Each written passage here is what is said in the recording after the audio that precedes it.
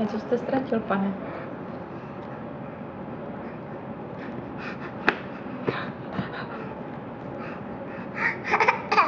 Jo, tu liště kašle.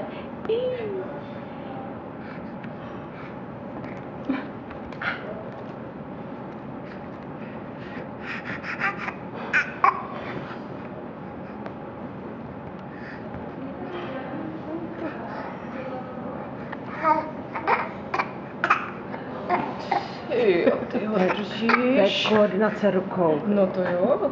A teď hop, hoď po babě. Hop, hop. Skoro. On letěla i z balonu.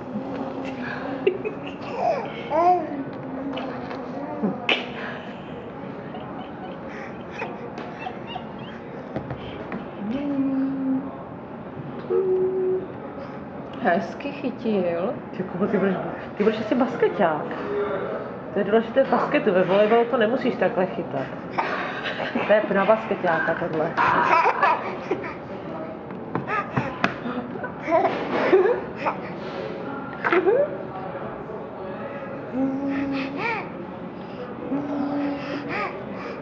To bude mít po strejdově. Skoro strejdový. Skoro strejdově. Tak já jsem hrála basket, že jo? 10 let. Taky pozor, bábo. Jak to krásně chytil, co?